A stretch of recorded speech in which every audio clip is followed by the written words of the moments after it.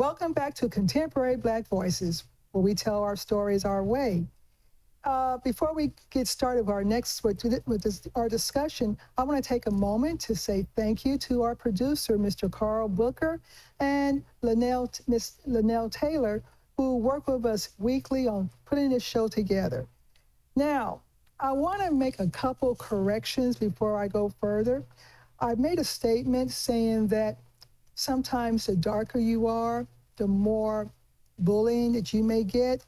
But I have to also remember that we also, our lighter brothers and sisters may also are also getting bullying, and the names like high yellow.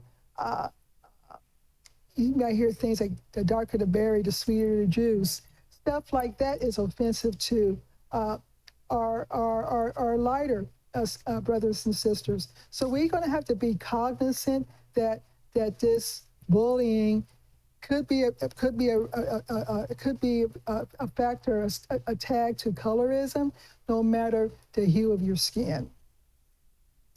Um, this a couple of weeks ago, two Black women in Atlanta set up a venture capital firm designed to help Black women start businesses.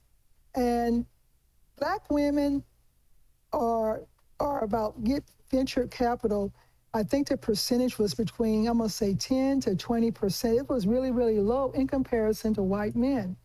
So uh, Ed Bloom, I think, was part of this case, but also a state representative here in Texas was involved in that case, to where they said it was discriminatory that Black women really help Black women. So now the court system is being used to economically bully Black people, to where now they're saying that we can't do business exclusively designed to help Black people. So we're seeing again bullying being elevated more now, to where the court system is being used more and more. And interesting enough, we don't see this bullying happen to members of the Hispanic community as much.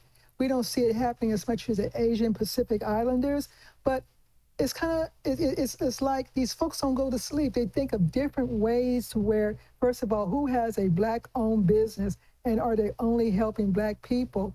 And if they're only helping Black people, let's turn around and do a case against this, saying it's being discriminatory. So we're going to have to be watching out again for that economic bullying that is designed to hold us back from advancing. Dr. Brigham, Yes. you had an interesting discussion about neuro, Neuroimaging. neuroimaging, and what are the psychological and other effects on the brain that we might be experiencing. So because this is your field of expertise, I'm gonna let you go for it. All right. And you had brought it up as well. So yes, if you were to Google the effects of trauma, as you had brought up, on the Black women, you'll find a lot of research has been done, and being also in psychological science, not just law. We know that with neuroimaging, we have seen declines within the Black woman's brain for the trauma that's consistent and chronic. And in fact, I have to emphasize that we know Black women are traumatized almost daily in terms of bullying, as defined as the subtle bullying, the bullying that's done when somebody else isn't looking for a split 2 seconds, and then when somebody walks in, then they pretend it's fine. So that's trauma, and that is real trauma. And again, the science has shown that this is truth. And so the problem is most no one cares except us Black women. And so when you had asked, what can we do about this? What we can do about this is at least listen to what we're sharing to help us. Also read up on this, educate yourself, because Google is fantastic, right? And Google will show you that. And then at least acknowledge that, tag in some of us Black women as angry or too talkative, with people throughout the world, throughout the United States, saying that to talk too much is abusive. Because if we were not Black women, you wouldn't say that to us. You would let us be who we are in our expertise and specialization. You let us talk as we let you talk as well. You want to say something about this? I do. And for me, I'm the younger generation, and at this point, we're angry. We're not. We're no longer want to allow it to happen. I want to address it, and so we can move forward. We're not here to continue to know that there's a problem. We see that there's a problem. Now, where's the solution? We're here for the solution. I don't want to sit here and continue to say, yes, we do have this trauma. It is very important for us to heal our trauma individually. There's nobody that's going to come and say, I see your trauma, let me help you, unless you are willing to help yourself. You have to come up with a strategic developmental strategy for yourself, for ourselves. And I think that's where we start to move forward, is going in and healing. And once we do that, let's see Can I add what to we that? can do next. Can I add to that? Absolutely. So again, now I'll just say weekly basis to cover myself, but it really is daily. So when there are us professional Black women like the two of us who've been existing for a long time, we hear daily and weekly from everyone. I won't say what race or ethnicity, just everyone. That, why does she think she knows so much? Why is she talking so much? Well, because we're highly trained and we want support and help, and we are the elders now. And yet, what I have noticed for 30 years, because I'm in my 60s now, for 30 years, is that when the other women say the same thing, which they heard from us a week ago, they applauded, they are listened to. We, from everyone, has said, who does she think she is? Why is she talking so much? And that is traumatized, especially since we know, and you can take over from this, that we worked extra hard to be accepted in the classroom. Absolutely. For our papers to be graded with our name on it, our strange names on it to be graded properly. We worked really hard. If you studied each one of us, you will see our credentials and see how hard we worked. Yet everyone, races, ethnicity, will put us down. And I've got, if you talk to me privately, I will list it for you. Who does that?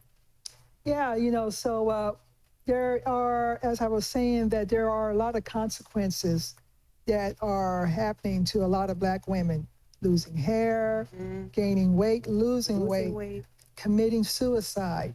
There's a lot of consequences. And if she is a single parent, then she has to decide whether or not she's going to fight it, not say anything, or leave, and what is the economic effect it will have on her home if she leaves that job. So the bullying piece is critical for us to understand. What I'm enjoying seeing now is that there are a lot of women empowerment groups and resorts and retreats, so that we have somewhere safe to go to now, to where we can discuss these issues. It's not completely safe. Well, Still building within. Thank you. That's why I was being careful. That. Sharon, I was being very careful when I said, I'm not going to mention a race, but I'll go ahead and say, so Sharon said that. And I didn't want to. Put it on the table. When I talk about retreats, I'm talking about retreats designed strictly for Black women. Yes, Black women do it to Black women. That's what I didn't want to We say. do it the worst. I told you before the show, I did not want to say this. I've been mostly thinking about that because the trauma to us Black women by other Black women is more hurtful because they are our sisters. Yes. I did not want to say this, but I have to, based on what Sharon said about the retreats. The retreats oftentimes have what I said. They will ostracize us, and they are our sisters. It's more hurtful to us. The other races, ethnicities do this to us all the time. But when our Black sisters do it to us at the retreat, it's traumatizing. Can you take over? I did not want to say this. And wow, you touched on something very, very sensitive, because I've experienced this. I am a ball of energy, as you guys can tell, and I love to empower other women. I love to see us happy, and I've had a young lady who I wanted to empower. I was wanting to help her business grow. Let's grow together. as a unit. And this young lady basically said she's seen me do something I've never done in my life. So it was very hurtful to have someone to bring something to everyone's attention that was not true. For what? What is the gain? What is the competition? Why? Is there a prize? Are we winning something? There's a movie that we went to see about the caste system. Origins. It's those who are traumatized their own. So anyway, Well, you know, we we've opened got, up a Pandora's box. well, you know, this attack of this intercultural attack among black women to black women, it's still that crab mentality that we keep hearing about, that for some reason, we just can't let those crabs go back in the water and swim freely. So again, there's a lot to be discussed. I still think that with the right people going to these empowerment retreats or just chill out retreats, that things can be said to where maybe we can strategize on what we can do next. So I'm glad that I've had my 30-year-old. I'm glad I had my 60-year-old. I ain't gonna tell you how old I am. But it's good to see this discussion going across table. And we need to start having more and more honest discussions about this and how we can help our older and younger sisters move forward so that she can realize her success. And with that being said, I'm going to go ahead and end the show. Make sure that you hit the like and subscribe button, and just ask yourself, what can we do to improve ourselves with each other? And again, welcome to listening to us on Contemporary Black Voices, where we tell our stories our way.